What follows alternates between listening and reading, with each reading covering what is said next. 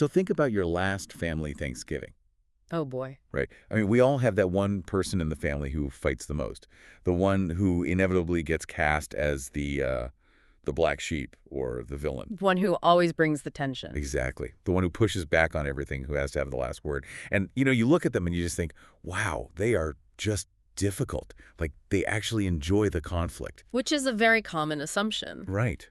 But what if I told you that, psychologically speaking, they aren't actually angry? What if they're terrified? It completely flips the script, doesn't it? It really does. Yeah. Like, what if that entire aggressive exterior is actually this deeply entrenched survival mechanism, one that's built to mask this profound, paralyzing fear of just, not being seen? Yeah, that is the core of what we're unpacking today. Exactly. So today, we are pulling back the curtain on the hidden matrix of family dynamics. We're diving into a fascinating breakdown of how these roles, like the villain, the good child, the easy one, how they are unconsciously assigned within the ecosystem of a home. And it really is an ecosystem. It is. We're exploring the invisible burdens carried by eldest sons and daughters, the strategic advantages of the youngest, and how people who share the exact same household can just walk away with completely different realities. I mean, this topic will completely change how you view your next family gathering, regardless of where you fall in your own birth order. Oh, 100%. Our mission for this deep dive is to deconstruct this whole family matrix. We want to figure out why siblings develop such vastly different coping mechanisms. And crucially, how to break free from those assigned roles without pointing fingers. Right, because this isn't about blaming anyone. No, not at all. We have this tendency to view a family as a single unified environment, right? Like a monolithic experience everyone just shares equally. Yeah, like we had the same parents, lived in the same house, so we should all have the same baseline. Exactly. But a family is actually this highly complex, constantly shifting emotional ecosystem. Roles get distributed largely out of systemic necessity. Systemic necessity. So it's not just about a kid's inherent personality. No, not usually. The environment demands certain functions to maintain its balance, and children, well, they are biologically wired to secure their parents' attachment, so they mold themselves to fit those functions. Wow. So they just adapt to whatever the system needs them to be to survive. Right. So what we are exploring today is not an exercise in, assigning blame or pointing fingers at parents. It's a systemic approach to understanding the why behind these environments. Because once you understand the why, you can actually start to untangle the mess. Exactly. The behavioral mess that follows us straight into adulthood. Oh, yes, I love that systemic lens. So to understand how this matrix gets built, we have to go all the way back to the foundation, right? Before any of these roles were cemented in place. The inception point. Yes, the very first child, Yeah. the eldest. Let's talk about that invisible backpack they are handed, the literal moment they arrive. Yeah. So the first child represents a profound systemic shock to the adults involved.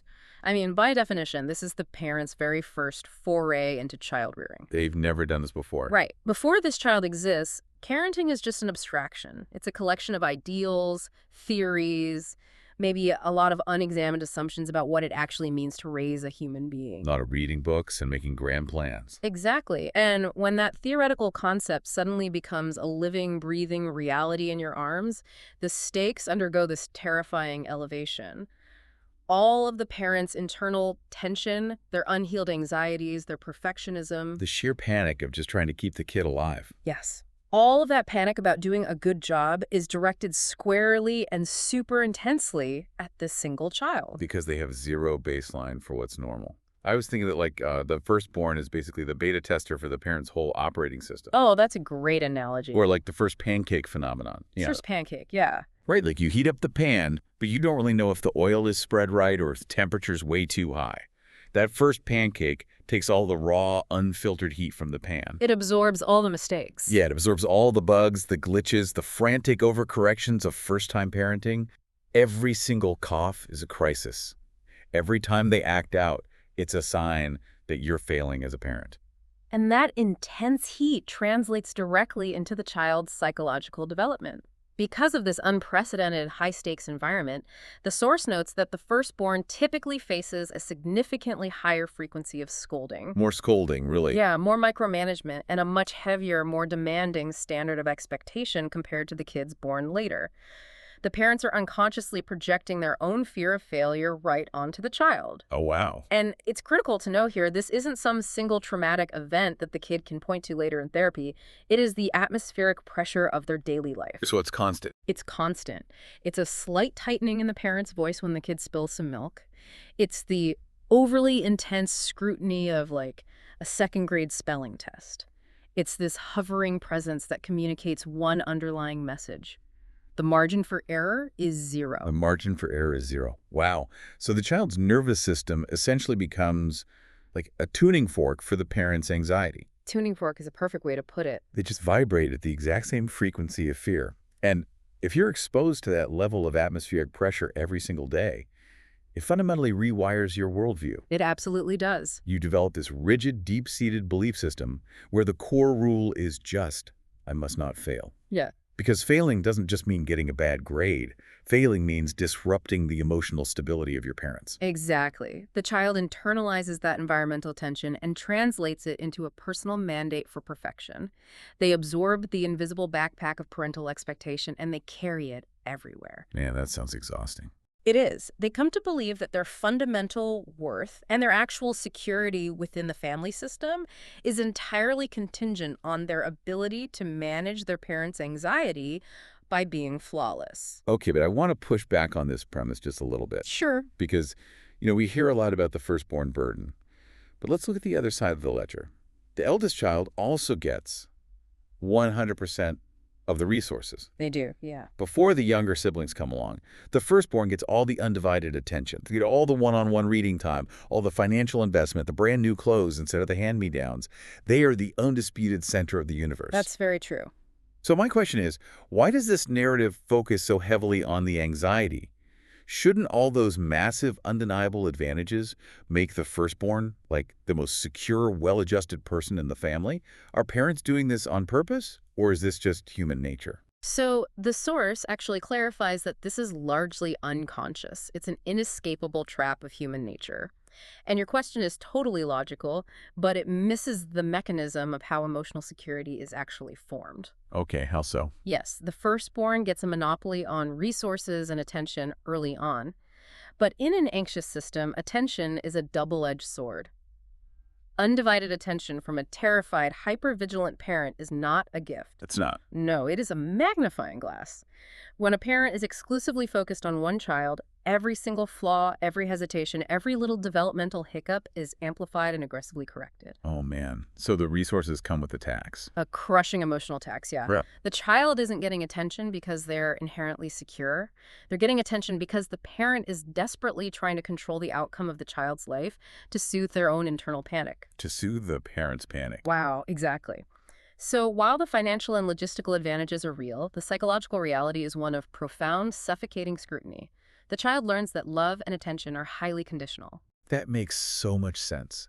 It's like being the CEO of a startup, where your single investor is just breathing down your neck 24 hours a day. Yes. Like, sure, you have all the funding in the world, but you're operating in this state of constant low-grade terror that the funding will be pulled if you don't hit every metric perfectly. That is exactly what it feels like. And carrying that kind of weight day in and day out, it changes a person. It changes your posture, how you hold yourself, how you interact with the world, and most importantly, how you process threats. It changes everything. Which brings us to the most fascinating, honestly kind of tragic part of this dynamic. If you have a child operating under this intense mandate of, I must not fail, how does that internal terror actually look on the outside? Because it doesn't look like a scared kid hiding under a blanket, does it? No, it really does. And this is the birth of what the text calls the family villain. The villain. Yeah. To the outside world, and especially to the rest of the family unit, this deep-seated anxiety is completely, almost universally misinterpreted. Misinterpreted how? What feels like paralyzing terror and unbearable tension on the inside often manifests as stubbornness, aggression, rigidity, or just an overwhelmingly strong attitude on the outside. This is the tragic irony of it all. The kid who is trying the absolute hardest to meet expectations, to hold up the sky and be the perfect emotional load-bearing wall for the family, they end up being viewed as the problem child. Yes, exactly. The family looks at them and sees an aggressor, not someone trying to protect the system, But why the aggression? Like, if your core operating principle is a fear of failure, why wouldn't you just become super quiet and compliant? Why risk the conflict? Well, some do become quiet, and we will absolutely explore that divergent path in a minute. Okay, But for those who adopt the aggressive stance, we have to look at the mechanics of emotional survival.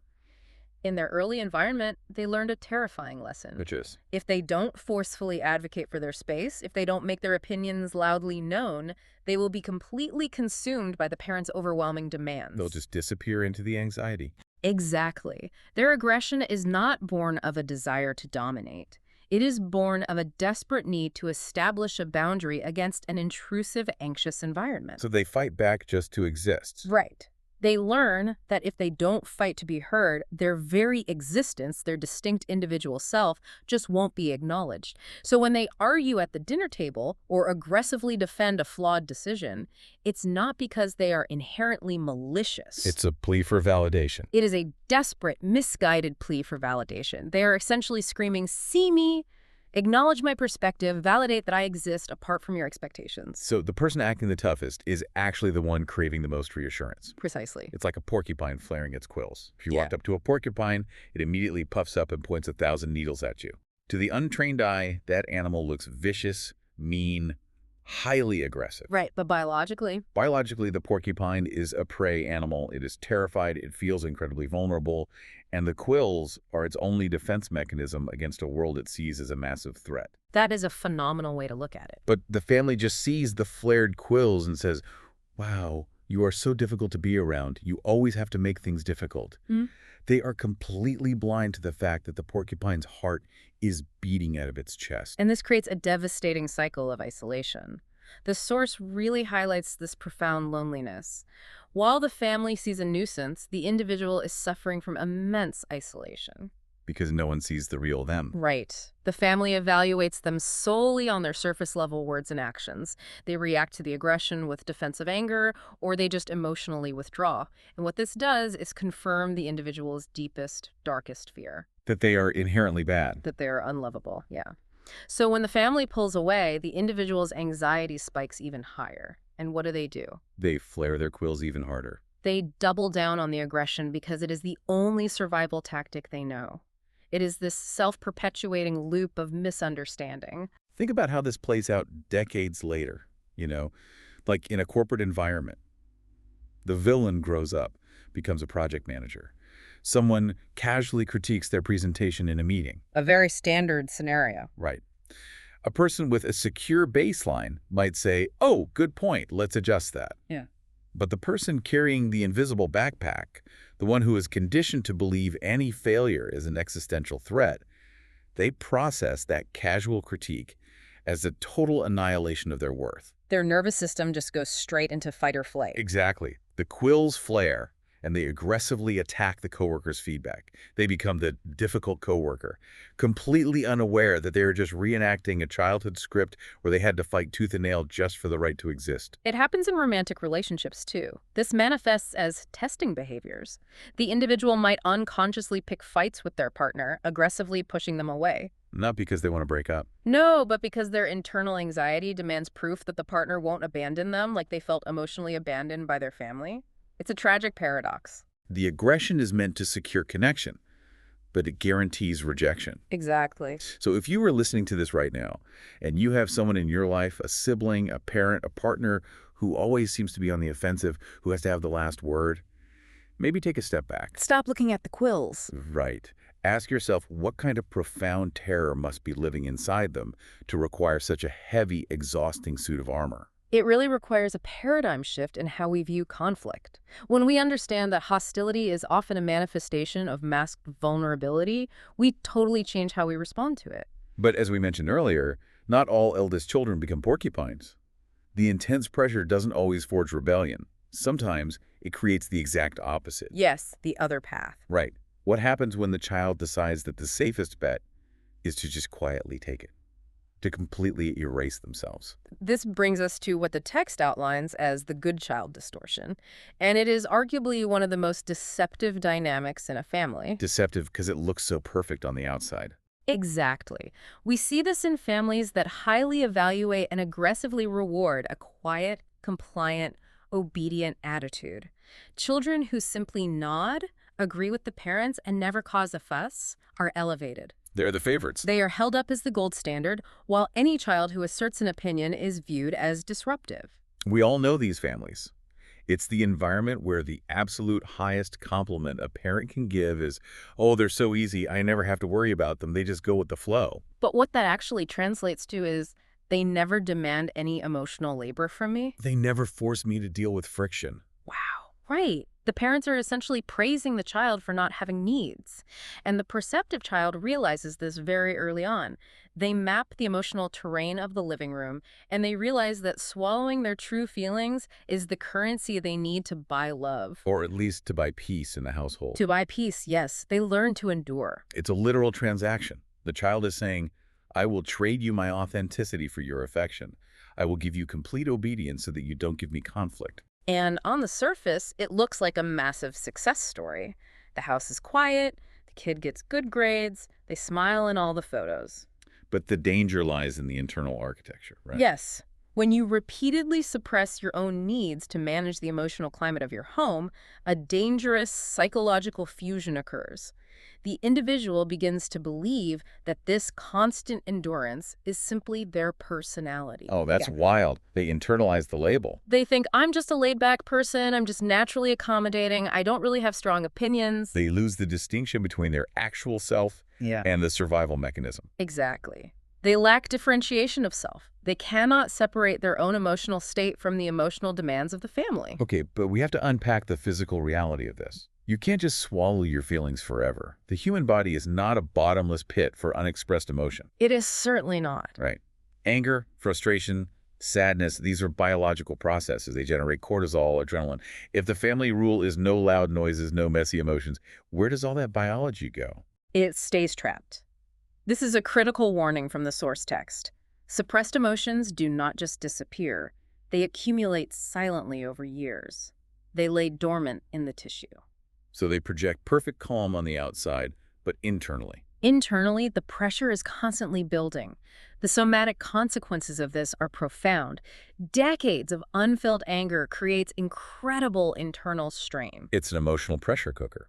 The heat from the family environment is constantly on. The steam of the child's actual internal experience is building up, but the lid is screwed on incredibly tight. Because the fundamental rule of survival is never let the steam out. Right. They are terrified that if they let even a little bit of true emotion out, it will destroy the family's peace and they will be exiled. And that pressure cooker analogy is perfect for understanding the inevitable breaking point, because it is physically and psychologically impossible to hold that lid on forever.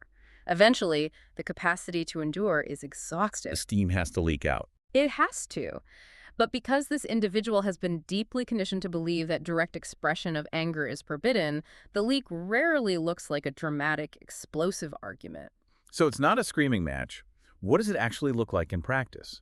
It often appears as a sudden, inexplicable coldness toward family members. The good child might slowly start withdrawing. They put up invisible, impenetrable emotional walls. Like they move across the country and only text on holidays. Yes. Or it manifests as a profound reluctance to attend family gatherings. Suddenly they can't make it home for Thanksgiving year after year, offering polite but firm excuses. They aren't explicitly fighting, they're just disengaging. They are enacting an emotional cutoff, because proximity to the family requires a level of suppression they can no longer sustain. Okay, acting as the voice of the listener here. Yeah. This is a huge aha moment. Yeah. When that quiet, easy kid finally hits their limit and pulls away, the family probably says, oh, they've changed. They're so hard to deal with now. Oh, absolutely. The family system goes into shock. Right. But the text is telling us they haven't changed at all. They didn't suddenly become a mean person. They just literally ran out of biological room to store all that suppressed emotion. The safety valve blew, and the safety valve was distance. Wow. And the family views the withdrawal as this sudden negative personality shift, completely blind to the agonizing cost of the closeness they demanded for 20 years. They don't see the silent endurance. They just feel the loss of their compliant emotional shock absorber. So we look at the landscape so far. We have these two distinct paths for the burdened eldest child. You have the misunderstood villain, fighting aggressively for validation, flaring the quills, and you have the silent pressure cooker, swallowing reality until they have to withdraw. Both reactions to the same heavy baggage. Exactly, both forged in the fire of parental anxiety. But while the older sibling is going through this intense trial by fire, what exactly are the young siblings doing?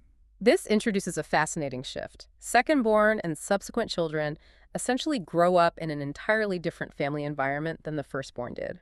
Wait, let's clarify this for the listener, because intuitively, that sounds completely wrong. It's the exact same house, No. same parents, same address, same socioeconomic bracket. How can the environment be entirely different? Well, the physical house is the same, right? But the psychological environment has completely shifted. Because of time passing. Exactly. Time and, frankly, parental experience. Mm. By the time the second or third kid comes along, the parents have already survived the terrifying initiation of the firstborn. They realize babies don't break that easily. Exactly. They have learned that a baby crying for 10 minutes does not mean permanent damage. They approach raising the younger children with their shoulders relaxed. The baseline atmospheric anxiety has dropped significantly. So going back to our pancake analogy, the pan has finally cooled down to the correct temperature. The second pancake goes into a pan that isn't smoking hot so it doesn't get singed. Precisely. That lower ambient anxiety gives the younger child room to breathe without that crushing, I must not fail weight. But beyond just relaxed parents, the younger sibling possesses a massive structural strategic advantage. Oh, what is it? They have a living, breathing case study right in front of them, their older sibling. Oh, this is the ultimate cheat code for childhood. They just get to sit in the audience and watch someone else navigate the minefield. Yes, younger siblings naturally acquire a highly attuned sense of observational learning, or what the text calls adaptive calibration. They just watch and learn. By quietly watching the daily interactions, noting exactly when the older sibling is praised, and critically, observing what behaviors trigger a scolding the younger child, maps the boundaries of the family ecosystem without ever stepping on a landmine themselves. It's like taking a final exam, but someone else is taking it right next to you, and the teacher is aggressively grading their paper out loud. You get all the answers to the test without having to study. That is a very accurate, if slightly painful, way to conceptualize it. And what this develops in the younger sibling is an incredible capacity for psychological distance. Because they aren't taking the direct heat. Right. They can remain objective enough to learn the mechanics of the parents' moods. They learn the exact nuance and timing required to assert an opinion without triggering a fight. Like waiting till mom has had her coffee. Exactly. No. Meanwhile, the older sibling had to figure all of that out through blunt force trial and error, usually getting yelled at in the process. Okay, I have to step in here and pose a tough question for the listener to chew on. On behalf of every single eldest child listening right now. Go for it. The source says this isn't malicious, right? Right. It's not the younger sibling being cunning or sneaky. It's just a natural adaptation. Correct. It's a natural difference in the environment. But if you are the older sibling, if you are the one who carried that heavy luggage, who took all the heat so the younger one could casually learn the rules and skate by, it is completely understandable why you would feel a deep sense of unfairness, right? How can you not resent that? Your reaction is completely valid. It is a crucial component of family systems theory to validate that exact resentment. Because objectively, it is unfair. From the perspective of the older sibling, it is objectively unfair. They look at the younger sibling effortlessly navigating situations, smoothing over conflicts with charm, and the older sibling rightfully thinks, if I had done exactly that when I was their age, the sky would have fallen. Yes, you look at your parents and think, who are you people? Where was this chill parent when I was 8 and terrified of making a mistake? Right. And what a systemic perspective asks us to do is to hold two conflicting truths simultaneously. We must deeply validate the older sibling's pain while simultaneously removing the blame from the younger sibling. Because the younger kid didn't ask for it. Exactly. The younger child didn't choose their birth order. They simply adapted to the specific ecosystem they were born into, just as the older sibling adapted to their high-stress ecosystem. So nobody is the villain here. Everyone is just playing the hand they were dealt by the arbitrary timing of their arrival. Yes, the younger sibling's adaptability isn't an insult to the older sibling's struggle. It is just a different survival strategy. Okay, so we've mapped out these vastly different developmental environments. But here is the critical pivot. This natural difference in upbringing creates a divide. How does this divide turn into a permanent brand? How do these temporary survival strategies calcify into fixed labels that siblings wear for the rest of their lives? This brings us to the psychological mechanism of the concrete casting of family roles. In multi-child families, unconscious comparisons inevitably occur. We naturally categorize things. Right, it's a quirk of human cognition. Over time, these temporary behavioral adaptations are observed and assigned as inherent identity traits through everyday family conversations. Like those passing comments at gatherings. Oh, Sarah's our smart one. David is the easy one. Michael is the problem child. Exactly. Those passing comments become the mortar that bricks the roles into place. And the underlying phenomenon that makes this so rigid is the trap of proximity. The trap of proximity. Because family members are so physically and historically close to each other, the initial impressions formed during early childhood stick like absolute glue. That makes sense. When you see someone every day, you become blind to their gradual evolution. You don't notice a kid growing taller unless you haven't seen them for a year. Yes, and that blindness applies heavily to psychological growth. As these individuals grow up, mature, go to therapy, develop new communication skills, the family system fundamentally refuses to update its mental software. They just keep treating them like they're 12. The family's equilibrium is threatened by change, so it aggressively maintains the historical narrative. The role takes on a life of its own, completely detached from the person's actual current reality. It is exactly like being typecast in a massive movie franchise. How so? Imagine you grew up playing the goofy sidekick in this big movie franchise. But now you're 35, you've studied Shakespeare, you're a dramatic actor. But every time you go home for the holidays, your family hands you the gooky sidekick script and refuses to let you play anything else. That is a phenomenal analogy. They just won't read your new lines. And what happens if you refuse to read the old script? The family doesn't applaud your growth. They get uncomfortable or overtly angry because you are disrupting the ecosystem. So the system actually pressures you to regress. Often unconsciously, yes. And the profound tragedy here is that these fixed roles strip away all the nuance of the individual's effort and struggle, reducing their entire identity to a single, often negative childhood snapshot. It pathologizes their survival skills. Precisely, which is why returning home feels so suffocating. You can physically feel the system forcing you to put on a heavy coat that hasn't fit you in 20 years. All right, this brings us to the ultimate question for everyone listening right now. If we are all stuck playing these typecast roles in our family's movie, how do we rewrite the script? How do we take off that coat and finally break free? The text offers a very clear path forward. The very first step, which sounds simple but is a profound hurdle, is simply noticing the role you've been assigned. Cultivating that awareness. Yes, you have to intellectually and emotionally step back and look at the script you've been handed. So just sitting at the table and realizing, oh, I am playing the villain right now. I've been doing this scene since I was 6. Exactly. This awareness is crucial because of the psychological uncoupling it achieves. It removes self-blame. The role does not define your inherent worth. It's just a set of behaviors you adopted, not who you are. Exactly. But the second step is where it gets pragmatic. You cannot simply flip a switch and obliterate a personality structure that took decades to build. Right. If you've been the quiet one for 30 years, you can't just become a boisterous extrovert overnight. The system will reject it and you'll probably panic. Exactly. Instead of trying to aggressively change who you are, the source advises that you change how you handle your tendencies. You institute micro-shifts in behavior. Let's break that down with actionable steps from the source. What is the specific advice for the good child, the silent pressure cooker? For the individual who has spent a lifetime swallowing their true feelings, the goal is gradual, controlled release. Practice verbalizing your internal state little by little. So not shouting your trauma across the table. No, just start translating your suppressed thoughts into audible words in low-stakes scenarios.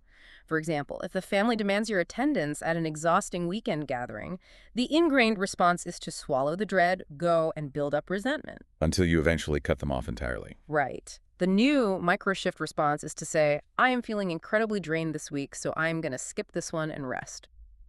You aren't attacking them. You are simply advocating for your physical reality. Just letting a tiny bit of steam out of the valve. Building the muscle of self-advocacy? Okay, what about the villain, the porcupine who fights to be seen? For the porcupine, the internal work is about recognizing that your strong attitude is actually just masked anxiety. When you feel the heat rising in a discussion, when you feel the urge to flare your quills, you need to implement a micropause. What happens in the pause? You ask yourself, what am I actually afraid of right now? Am I afraid of not being seen? Wow, that requires so much vulnerability. It does. But once you see the fear driving your aggression, you realize you are reacting to a ghost. The childhood threat is gone. Once you see the fear, you can find alternative, safer ways to seek the reassurance you need without going on the attack. So instead of starting a screaming match, you might say, I feel like my perspective isn't being considered. Yes, putting down the shield once you realize there is no sword swinging at you. So it's not about burning down the theater or attacking the director. It's about giving yourself permission to step out of character. You don't have to apologize for the survival tactics you used as a kid, but you can choose to put them down now. That is the ultimate liberating takeaway here, and it leads us to a beautiful conclusion from the source. Neither side is right or wrong. Everyone, the parents, the burdened eldest, the adaptable youngest, was just desperately trying to survive and fulfill their assigned roles within that specific ecosystem. Understanding this brings such profound peace. It shifts your narrative from victimization to objective understanding. Everyone was just doing their best with a flawed script. Well, this has been an incredible journey. We went from the invisible backpack of parental anxiety to the misinterpreted villains and pressure cooker good kids to the observant younger siblings and finally to the realization that these roles are assignments, not identities. And that awareness is the first step to breaking free. It really is. Yeah. But I want to leave you with a final lingering thought to chew on. We've spent this entire time analyzing our parents and our siblings, understanding that they were just acting out of unconscious anxiety. But consider this. If these roles are formed so naturally and invisibly, what happens when you become the parent? Are you right now subconsciously writing a script and casting your own children in the exact same play you just spent your whole life trying to escape? That is a profound question to reflect It on. really is. Thank you for joining us on this deep dive. Take a gentle, unhurried look at your own family matrix. And remember, no matter how long the play has been running, you can always rewrite your part.